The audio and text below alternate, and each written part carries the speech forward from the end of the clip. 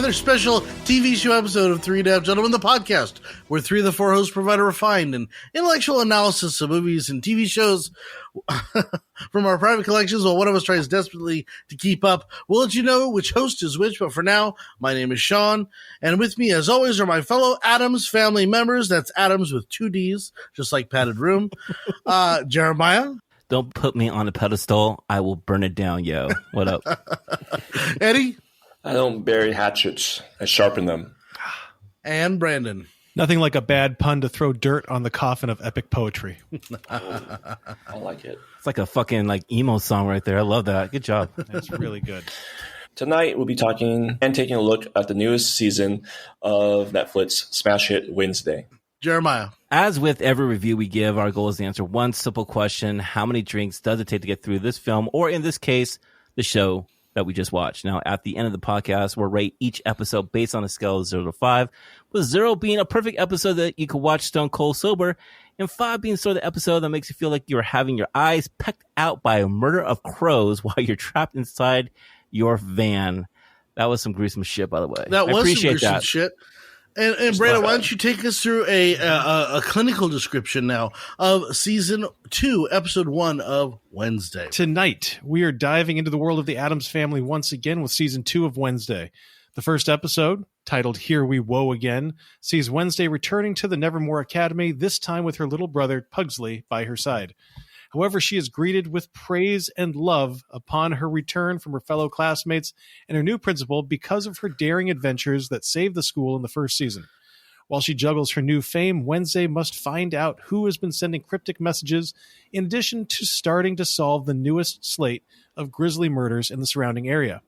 As of this recording, this episode has received a score of 8.1 on IMDb and an average critic score of 83% and an audience score of 86% on Rotten Tomatoes for the season. Okay. So I know we don't want to prolong the episode, but I do want to do just a flash remembrance of last season, where you had the wonderful Christina Ricci guest starring for the whole season. She was controlling this child who basically was a Hyde and torturing, the students of Evermore and creating kind of altogether chaos. Wednesday and her group of students stopped her, and essentially they put Hyde in some sort of an asylum along with Christina Ricci that went somewhere different. And that's kind of the setup for season 2, is that you had the activities of season 1 that established the character, I think, of Wednesday. Predominantly, she was alone. She didn't have any of her, there was probably 2 episodes with her family, maybe 3. Everything else was very her on her own with her group of friends. So this season picks up, I think, quite brilliantly with a James Bond style intro, where you get a summer adventure of Wednesday going to find a serial killer. And this is the second podcast, I believe, in a row that we've had Haley Joel Osment as one of the actors. Yes. I think last time we did Happy Gilmore. He sees lots of dead people. And in this one, he's the doll collector, whatever it is. I want to get your first impressions on the episode as she goes through the airport, as she goes through. I think this is one of the classic ways of starting a show. She says, I'm tied to a table of a serial killer. Let me explain how I got here. It sets her character up yet again beautifully. Yeah, no, I mean, to me, it's so classic. I think of Fight Club, right, where we're in a bad situation right here. Well, let me just tell you how I got here, but in a super kind of anticlimactic, kind of conversational way. And I think that it's really, really great. I think that Haley Joel Osment's character is more important than just getting him in the first 2 minutes of the show. So I think we're going to see him. So I think it's not just a establishing of what she did over the summer, but I think it's something that is going to be called back a little deeper. It's a little deeper throughout later episodes.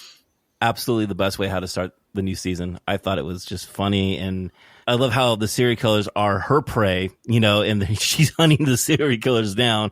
And I just think it was just fucking great how they started off. And yeah, Haley Joel, I mean, that guy looks like a serial killer,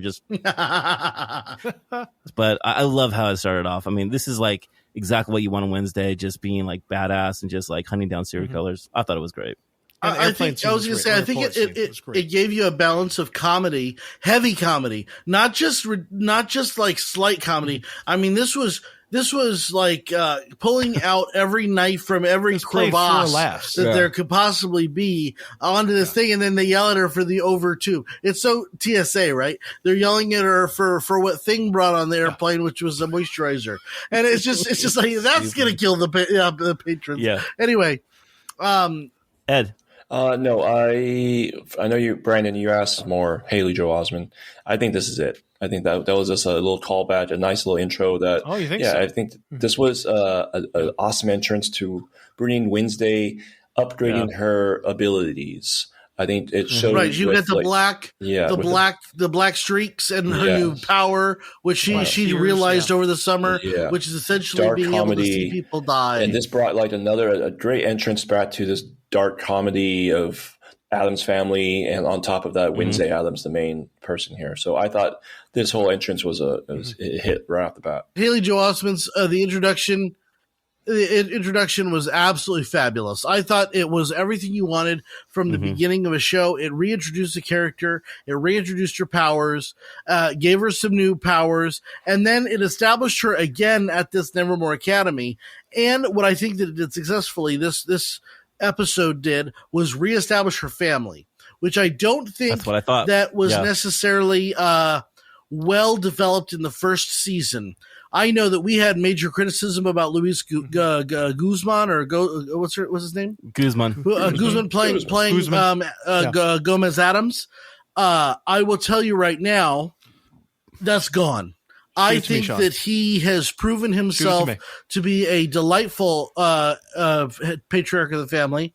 Catherine Zeta-Jones is crushing it as Morticia, and I have to say, I believe that Pugsley stole the show. I think he stole episode 1. I think he stole episode 2, which we'll get to. But I think that he's charming and delightful, and he is such a different character than Wednesday, yet they are in the same universe and fitting together so beautifully. I'm going to agree with you, Sean. I'm going to disagree with you. Number one, if you listen to any of the episodes from season 1 where we did, I was leading the charge of I don't get Luis Guzman. I don't know why they cast him. He's a fantastic actor. I love him in Count of Monte Cristo, but I just don't understand why they cast him here. And it all makes sense, and it makes sense because we get more of Morticia. Because it's that's the humor is like, why would somebody like Morticia be so infatuated, obsessed in love with somebody like Luis Guzman? And they play that off for laughs. They play it so well. He plays it so straight laced, and he's just a kid in a candy store every episode or every shot that he's in. And I think that he's absolutely, like you said, he's crushing it. Now, I like the character of Pugsley on a whole, but I don't know if I like what we're getting from him. So what I mean by that is, I like that his character is the foil. It's the opposite Wednesday.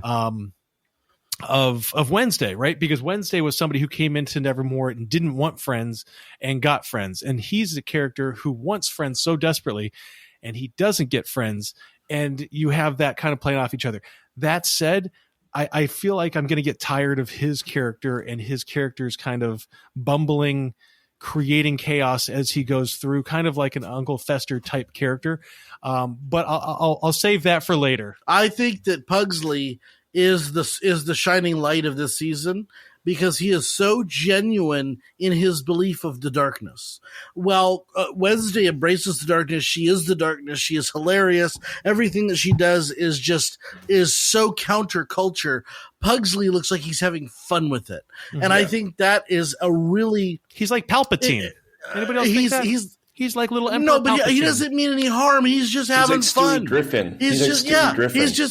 He's having the time of his life with mystery meat sandwich, and it's my favorite thing in the world. I do think that this character is really a beautiful character. Episode 2. I think it's pretty funny to see the opposite between Wednesday and Pugsley. I love the fact that Wednesday is obligated to have to like watch him. I just love the fact that he is innocent, but he's also a fire starter, and I fucking love that. He'll get into shit, and I love the fact that Wednesday is just looking at him like, "What the fuck's wrong with you? Like, stay away from me." And I think I'm gonna like love the vibe of that throughout the season, and hopefully they kind of get more into that. Brother, sister, like it felt like Addams Family value. Did you guys kind of get the vibe of them going to camp and all that stuff? Yeah, a little bit. Yeah. And yeah, I thought it was funny. The whole car crash thing, I thought that was fucking hilarious, by the way.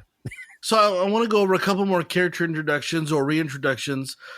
We have kind of the reassimilation of Wednesday with her new roommate or her old roommate, which Enid. And Enid she's the best and she character. was so irritating to me in season 1. She's one of those ones that have really come to flourish. No, she was fantastic. And then I want to talk a little bit. So I want to talk about Enid. I want to talk about Thing, and then I want to talk about kind of the Steve Buscemi and the new tone at Evermore, or Nevermore, whatever it is, the new tone that is set. The difference with this one and last season with Wednesday, Jenna Ortega, who's still rocking it, like amazing as a Wednesday, is that she has more clout. I don't know if you guys understand that. Like she has that stardom, she has that fame because she saved Nevermore. So she's coming into this season as that like she has so much clout behind her. Like people want to take pictures of her, and so she can't just disappear. She can't just like hide in the shadows. Everyone is fucking looking at her. So this is going to be an interesting season with this because that's not Wednesday's style. If we all know Wednesday, Wednesday doesn't want that, as we see later in this episode. But I think it's interesting that the season is going to fall around. She has to save Sinclair, her roommate, her best friend. I think that's going to be like a good thing to have for the rest of the season because you don't want her to die. They're best friends, but she can't really say anything to her because she doesn't want her to freak out, Wednesday with Sinclair. So I think it's awesome to have that lingering around throughout the next couple episodes to see what's going to happen with that because we don't want her to die, but it's going to be interesting how it comes out. Yeah. For me, my absolute love of the dynamic between Enid and Wednesday is just through the roof. I think that it's so perfect because here's the thing. This could be something that's roll your eyes stupid, and it could easily turn into that with this whole completely opposite sides of the world. But you know what? When you see that window and you see half of it in just bright color and half of it in just complete drab, it just makes sense. It does work. We were watching, Amanda and I were watching it last night though, and we're like, man, this is so Wicked. Like this took completely from Wicked with the idea of Elphaba and Galinda. I just got to throw that out there and be like, Wednesday is not an original show in the sense that it's taken a lot from that. It's taken a little bit from other places, but I love what they're doing with this, right? They're taking Enid and they're doing it. And I just want to get to Thing real quick, is that Thing is a character that I wanted to love him at season 1. And I just felt like he was just kind of this annoying prop for most of the season. That said, what they've done with Thing this season, and I'm speaking on 2 episodes that I've seen, but we're only going to talk about the first episode, is they have made him a fully fleshed out character, no pun intended, with just a hand. Like he is so fantastic, and it could be so stupid, right? The idea that he does this and everybody understands it, right? It's kind of like talking, Disney characters. It's Disney Chewbacca. Everybody knows. Beautiful. Everybody knows what he says all the Like time. Except for the audience. It really is. No, but it's true. Brandon, you couldn't hit it more on the head, except for I would say, and it's not that you said it improperly, but I think in season 1. It was form over substance. They were trying to get the feel of the show. They were trying to get the Wednesday to be believable. And Jenna Ortega carried every scene. Mm-hmm. And now they've created the atmosphere that you're bought into the atmosphere. You're bought into the family. You're bought into the structure. We've got other good characters. And now we're focused on things other than Wednesday, which makes Wednesday even better because – like you said, you have a more nuanced approach to her relationship with her roommate because it's not every scene. You have a more nuanced approach with Steve Buscemi and being the leader of the school's going down and they need to get funding. I think I said this during the Superman podcast when we did Superman, is James Gunn made the wrong decision at every turn on that podcast where he could have chose A, he chose B. In this show, whoever is running the show other than Tim Burton, they're making all A choices. Every choice is correct. The choice to make Thing a little more aged and a little bit more a little bit more intricate to the plot and not just a device, not just a funny, not just comedic relief, but actually someone who's watching Wednesday is fabulous. Bring the mom on as well as a She's fundraising. But what I love about the introduction or the reintroduction of all the parents is that it grounds the show and it really creates this. You could tell what the season's going to be about. It's a dichotomy between mother and daughter. What is that relationship going to look like at the end of the show, and what does it look like at the beginning of the show? Well, I mean, you got to give props to Tim Burton. I mean, him handling the first episode, directing the first episode. I mean, he knows how to put a lot of the balance between humor, violence, mayhem, terror at the whole same time throughout this episode. I mean, claymation. Let's not forget that too. I mean, that segment was so Tim Burton. Beyond Tim Burton. I mean, that's exactly what he does. That's his fucking background and shit. And I just like it because there's a vibe in this episode where you just feel like there's all sense of danger and stuff, especially the whole birds.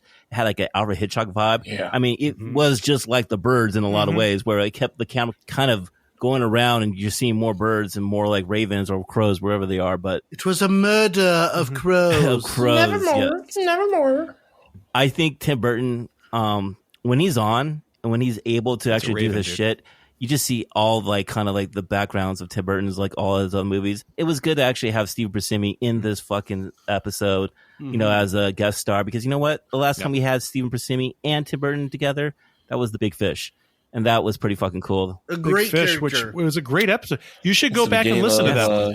3.5 Gentlemen. Steve Buscemi, right? You brought him up. Let's talk about Buscemi. And for those of us who have not seen episodes 3 and 4, I want to just ask you guys, what's your read on Steve Buscemi's character as this point? Is he a good guy? Is he a bad guy? Sure. Is he somebody who just wants to do something good for the school, or is there a negative ulterior motive to what he's doing? He is for Nevermore. Whatever it needs to happen to have Nevermore succeed and to thrive is going to be his goal. So I don't think it's appropriate to label him as villainous or a hero. I don't think he's a hero necessarily, but I don't think he's a villain. I think that he's looking for ways to save the school. And it's obvious that he is willing to go to some extreme lengths as he recruits the Siren to kind of get them on their side. Yes. And going back to that's the girl with the eyes, tone, right? The girl with the eyes. Yeah. And to kind of go back to the tone of this season, and I think what's beautiful about this season is you're pulling focus away from Wednesday, which makes Wednesday 1,000% better because she's not carrying every scene. She's not in every scene. So you've got Pugsley, who's learning about this mechanical heart man in the forest. You've got the principal, and that was the claymation scene that I thought was brilliant and beautiful. You get the principal trying to somewhat nefariously going about raising money for the school. And then you've got this secondary plot, or the primary plot, which is Wednesday defending herself against someone who's trying to attack her, number one. And number two, seeing Enid dead. And so you've got these are all playing together. And for the first time, the Wednesday universe is bigger than just Wednesday. To your question, Brandon, with Steve, first 2 episodes, you still kind of get a balance. Do you trust this guy or do you not trust this guy? And Steve plays it really well. He's a veteran, man. He knows exactly what he needs to do on this, and he's doing it well. Yeah, on this episode. I imagine Tim was just Steve, I just want you to play yourself. You remember the guy from Billy Madison, midstriff a little bit of Con Air. Just play yourself, and you'd be fine. But the headmaster, yeah. I will say I don't know how your notes are, but there's a scene where Wednesday is playing the cello, and it's just absolutely beautiful. It's one of the most beautiful pieces. I mean, it's just so cool, and the way they integrate new music to this is so good. But there's a scene where Morticia Addams is going through a journal, and she's going through a journal with a girl with the crazy eyes that are bleeding, and Steve Buscemi's opening the picture of Gwendolyn Christie, and you've got this beautiful montage of kind of what all the characters are up to, and they're not not necessarily doing what you think they should be doing, and it's setting. And it's so disparate. It's setting up such a great plot, and the montage ends with this figure cutting the eyes out of a Wednesday picture and putting it up on the wall, and it's just I'm telling you right now, their integration of a classic instrument, of new music, of Wednesday as a character, I'm loving this. I'm absolutely loving this season. Even the ending, I mean, it leaves you like, oh my God, what's going to happen for this season? Because you get the flashback, right? You know, or you get the, the vision of like her, that Eden is going to die or something if she doesn't do something, right? You also get Pugsley, where somehow he resurrected this zombie person that was underneath the skull tree. Mountain Place church. Skull tree. Which I feel like that's like an Edgar Allan Poe story, right? The heart. Yeah, that? Well, that's under the floorboards. I would say the Telltale Heart, but no, it's it more feels like Tim Burton's Sleepy Hollow, where the Sleepy Hollow man was under the tree. So I want to jump on the end. The kind of the building up. One of the best technical scenes, I think, and I'm talking about on a special effects level, is the flying bird. I thought that the way they did that, it brought me back to Harry Potter-esque CGI. It was, but at the same time, it wasn't silly. It wasn't stupid. Like, I'm watching it and I'm just like, this is just a cool vibe. And, of course we've got it where she just escapes the pyre before it launches off. But the way that they had the kids building the pyre, the way that they had Buscemi shoot the pyre with his flame throwing finger, which, by the way, the whole 45 minutes of the episode, I was like, what is his outcastness? And when he shoots a fire out of his finger, I was like, oh, that's what it is. But I thought that just the build is beautiful. But you asked earlier, like what is Steve Buscemi as a character? And this whole episode is about Steve Buscemi trying to rebuild faith in the Nevermore Academy after the events of last year. My favorite thing is you've got I think he comes out Stickers. he comes out to that song. But I think it's Bruce Springsteen. Bruce Springsteen. And start a fire with that. It's like this. He's like all excited to bring his effort and energy. And I'm like, oh, he's just really failing. But it's so perfect because he is everybody's. He's always out of touch with the students, but he's trying real hard for school spirit. But I think the students are just like, this guy's kind of cool, man. It reminds me of that scene in Greece. Yeah. It reminds me of the scene in Greece where she says, if you can't be an athlete, at least be an athletic supporter. And it's like, you're so off, bitch. You're so off. So last question. What do you guys think is going to happen with the next few episodes? What do you guys think after this episode end where you're like, okay, I'm back into this whole gothic world, or you're just like, whatever. What do you guys think? After episode 1, I'll go first. After episode 1, I'm right now, who stole the script, right? And who's this stalker, secret stalker? And, Stalker. And a little bit of like, I was just like, okay, she obviously has a stalker that's trying to kill her from the opening of her closet. So it's like, I want to know who that is. That's personally where I'm at. Okay. Yeah. For me, I'm looking at it and going, how are they going to tie the events of season 2 into the season 1? I don't think that we've seen the last of Christina Ricci or Tyler. I can't remember his name, the character's or the actor's name, but it's gonna revolve back, I think, somehow back to them. But the thing that I really think, along with what Eddie was saying, is the mention of Antophilia or Ontophilia, how she's a raven. There's something going on with the backstory, and this is important because season 1, it all went back to the puritanical Salem witch trials time with Goody, and so I'm interested to see how that family lineage, because that's what season 1 was based on, and I think it's just going to continue that train going with season 2, is how we get that family backstory brought in. So I'm curious. So I know it's only been one episode, but I feel like the family element of the Addams was way more prominent in this episode. You had way more Gomez, you had way more Morticia, you had way more, obviously, Pugsley than you've ever had before. I'm curious to see how long that lasts, or are we going to go on to a kind of the normal Wednesday by yourself, or is this family orientation going to stick through the whole season? Because, like you asked, Brandon, with Ophelia, and, I know that they cast Grandma, and I know that Fred Armisen is obviously going to make some sort of a resurgence in this season. And I did watch an interview with Fred Armisen about his portrayal of Fester and his trying to let the other Festers come through him. And so I'm wondering if he's going to be a little bit better this season. I'm hoping. But the less we see of him, the better, in my opinion. So I'm very excited for episode 2. And Jeremiah, what do you think is going to happen? Jeremiah.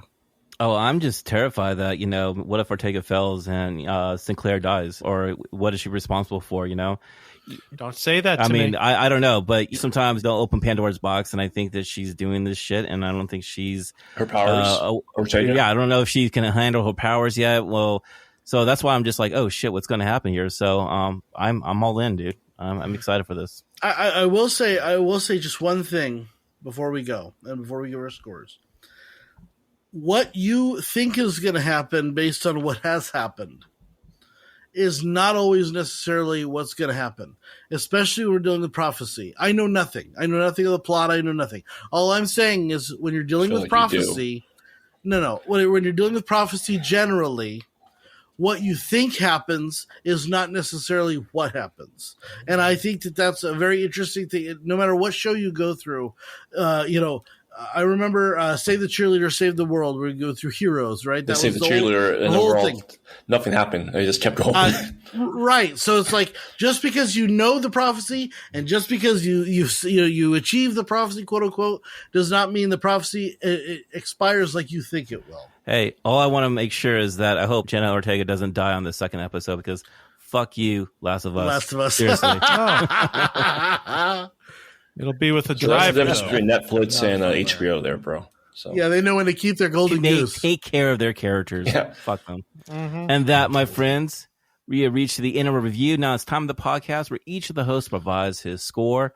Happy birthday, Thing, by the way. Can you please provide our scout? all right, so the perfect episode, you don't need shit to enjoy it, which is a 0. 1, the feel good first cocktail. 2, a happy buzz. 3, you're gonna Uber lifting home. 4, rough morning walk of shame. 5, blackout shit face spring break drunk. All right, let's go. Let's start with. We're gonna give our scores first. Yeah, come on, bro. Are we? Well, we do that with. I don't know if we do that with television shows. We've done that for a while now. You always say that with every TV show. I'm doing 2 seasons now. Bro.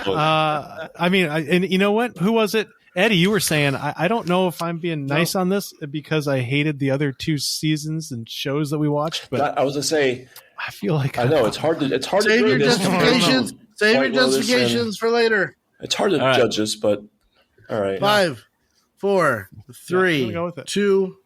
Oh my god. Oh my god. oh, Oh my god. Okay, I'll start because I see the scores. So wow. I believe that this episode gave you everything you wanted from Wednesday comeback. It was brash, it was brilliant, it was funny. The actors were fabulous. She was fabulous. I'm really looking forward to Pugsley. Really looking forward to the integration of the family. I hope they stick around and there's more scenes, not less scenes. And more than that, I will say this. So many shows struggle to find out who they are as a show. This show has finally, after 1 season, found its rhythm. And that is exciting. And I think it's going to keep the rhythm for 2 or 3 seasons after this. And maybe it falls off, maybe it doesn't. It doesn't matter. It's found its rhythm.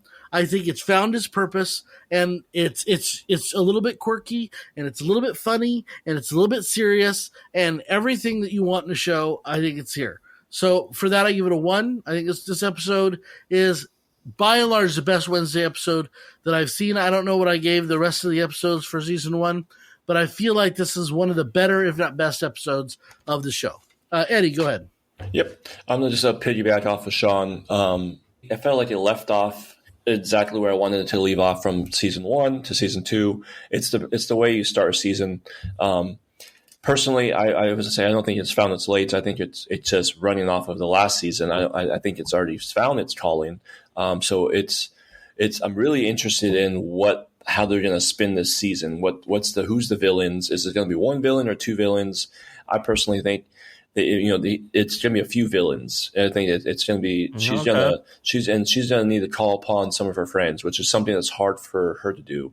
But this is honestly there's nothing wrong with this episode. It's just like, besides maybe I wanted a little bit more of Pugsley's summer. I want to see him in the summer with him, like maybe fighting with Wednesday a little bit, like that. How the first season started with like the piranhas. But this was awesome. So I'm giving this a 1. This was just a Phil George first cocktail 1. Yeah. Jeremiah. I'm with Sean and I'm with Eddie here. I think the first episode is exactly how you want to kick off a new season. I mean, it had the mysterious to it. It had violence. It had mayhem. It had terror. It had this whole goth vibe to it. And I had a good time watching this fucking episode. I had a good time going back to the series with 2 really lame series that we watched in the past this year. I just had a good time watching this.